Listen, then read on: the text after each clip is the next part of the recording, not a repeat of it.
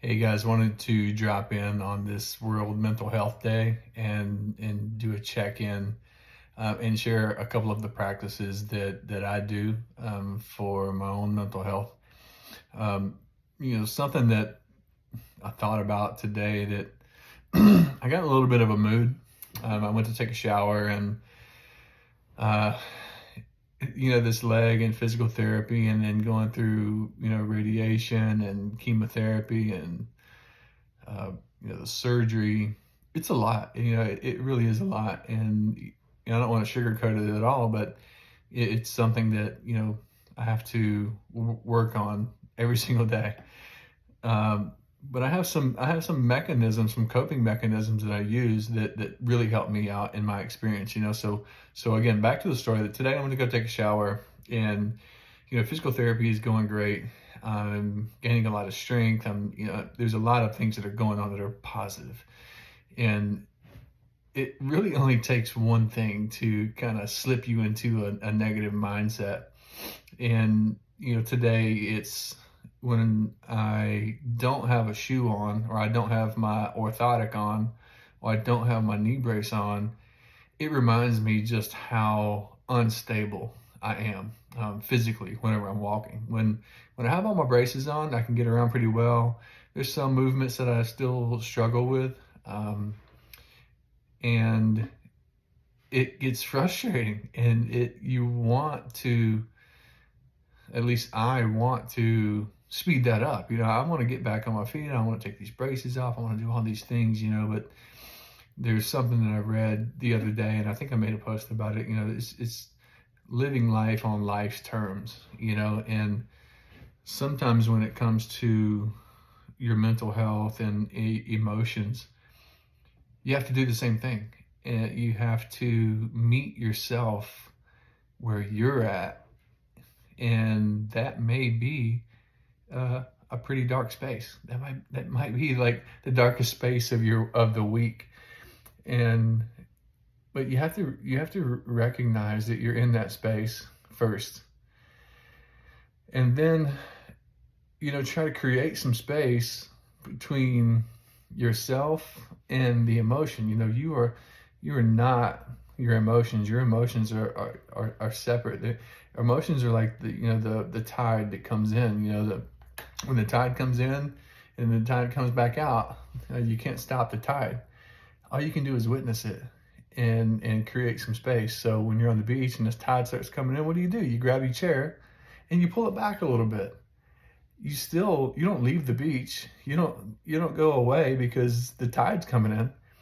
You just back up a little bit, and you create some space, and you just allow the tide to do its thing, and you witness that tide, and you don't judge it. You just allow that tide to be whatever that is. And to me, that's the same thing that I do with emotion. Is whenever I got frustrated today, with my foot and my leg, whenever I walk on carpet without the braces, it's very hard. I have to lift my leg up really high. My foot kind of just flops.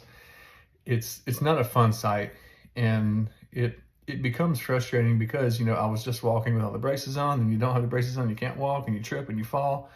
And so the emotion kind of comes back and forth, just like the tide. For me, it's exactly a great metaphor for that. Some of the practices that have worked for me that I'd like to share is I keep a gratitude journal. And well, it started out as a gratitude journal years ago. It started out just, write 3 things that you're grateful for. And I think it may have even been one of those, journals that just kind of prompts you to write, But this has been a long time ago.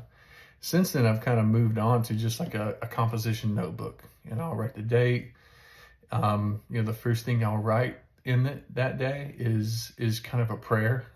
It's me asking for the strength, just the strength to show up for myself, the strength to show up as the person that I feel like I need to be that day.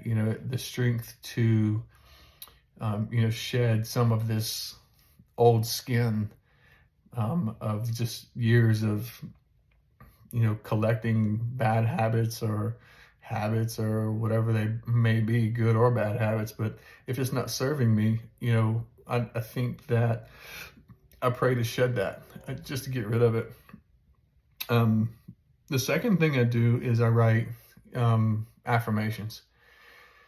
And a lot of this can sound a little woo-woo to some people, but to me, if I'm writing good things about myself, you've heard the term used sometimes with someone who lies a lot, and they'll say, man, they lie so much that they've believed themselves, right?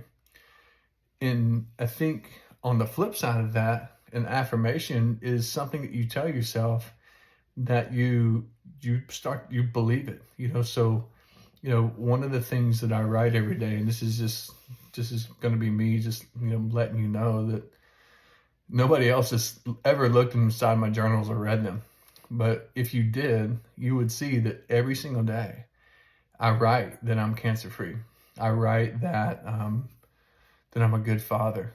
I write that I'm a good husband. I write that I'm strong. I write that I'm loyal. I write that I'm honest. I write that I have integrity. And these are just, they become little things that stick in your head. And as you go through the day and you're presented with a choice, these things pop back up just out of random. And I've been doing it for so long that they actually guide me through my day. Like when I'm making a decision, I think about my journal and what I wrote that day. It is that kind of ingrained in my brain. And then, back to the gratitude. I started out writing, just 3 things that I'm grateful for. And it was kind of hard. It was a little tough at the beginning because the first thing you want to say is, well, I'm grateful for, I'm grateful for my family. I'm grateful for, the food that I ate. I'm grateful for my car because it gets me to work every single day. But after a little bit of writing for that, you start to think a little bit more and a little bit deeper. And you start to think about, man, I'm grateful for the farmer who grew this produce. And I'm grateful that they took the time to get it on a truck, and then I'm grateful for that the truck got it to where it was getting to the market so I could go pick it up. But you can kind of see how you would never run out of things to be grateful for. There's things every single day that you could find to be grateful for. I'm bringing it up on, World Mental Health Day because I think that is a guidepost for us. I think we could all use some prayer, and it doesn't matter. I'm not advocating for a religion or anything. I'm just saying that asking the universe or a higher being or whatever it is you may call it for the strength to do these things, saying your affirmations out loud, saying your gratitude and writing those things down, it has power. It has power for you to start to take a little bit more control over your life. And I want to, just take that second and say that's a daily thing that everybody, I think, could do. Now, are there other factors that could play along as far as mental health goes? Absolutely. And I would encourage anyone who struggles with mental health to seek help, seek professional help. Don't look at me on Instagram or YouTube as the guiding light, because even myself, I've had therapy and I've talked to several people and still do. And we go through weekly therapy sessions, and then I do my own inner work every week as well. Every single day, it's a work in progress.